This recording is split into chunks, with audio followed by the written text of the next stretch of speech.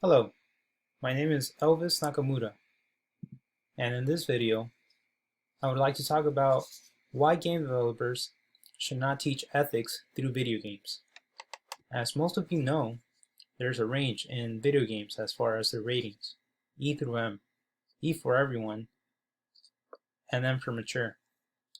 A popular game title, as we all know, is GTA.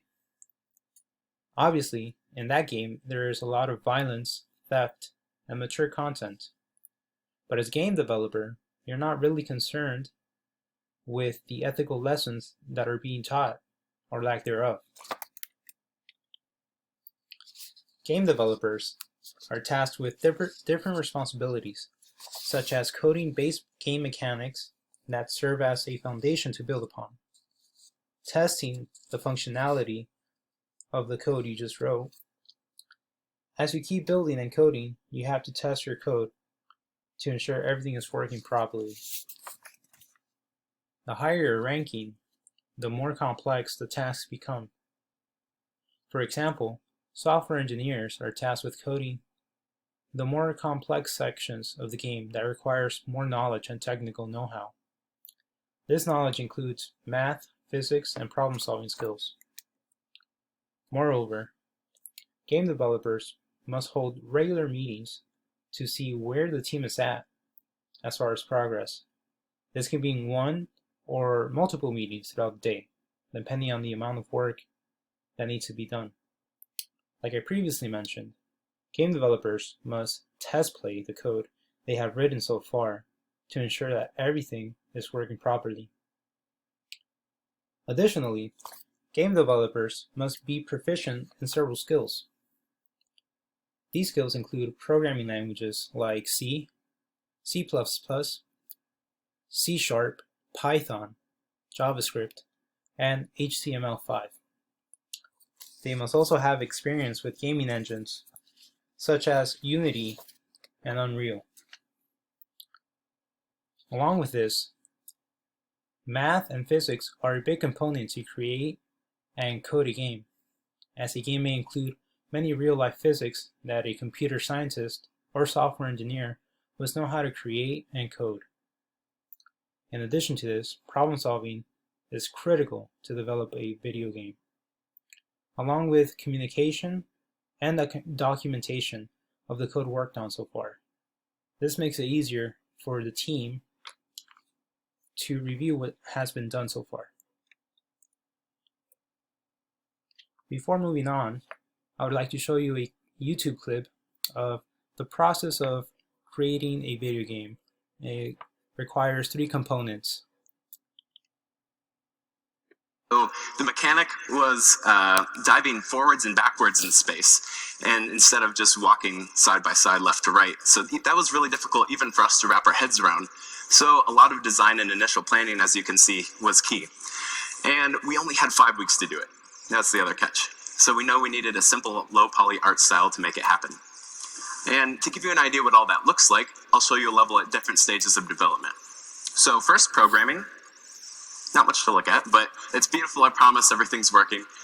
And then we add in the design. So the designers will place blocks and rectangles to show the artists where everything needs to go.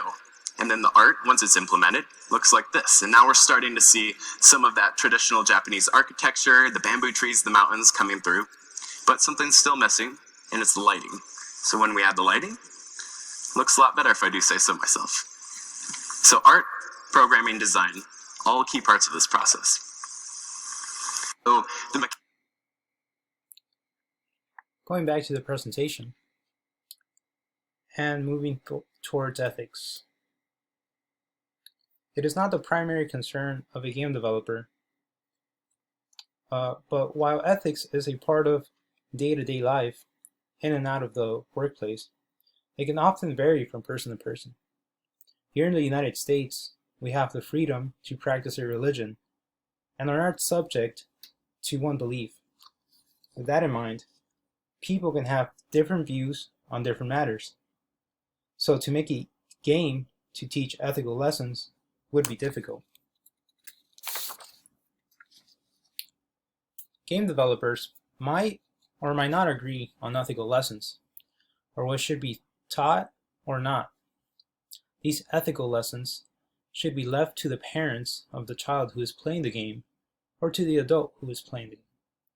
The core motive of creating a video game is to make an entertaining and enjoyable gameplay experience. In the United States, there are no restrictions on games, whether they are violent or not. Examples include Street Fighter, GTA, and Mortal Kombat. All of these games are accessible by everyone. Even if it is intended for mature audiences, parents can still buy them for the children. That doesn't mean necessarily that they should, but that is the prerogative of the parent. Again, game developers are not concerned with the ethical lessons or values that the user is going or not going to learn. They are focused on the gameplay entertainment. Now, in Germany, by contrast, things are different. In the 90s, there was a lot of restrictions on buying video games, and any video game that could be considered to promote stereotypes or racism. This was monitored by the BPS, which is a German federal authority, and USK, which are in charge of assigning ratings to computer games before their release.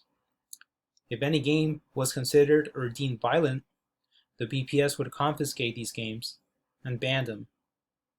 Gamers that wanted to enjoy a more mature game were not able to.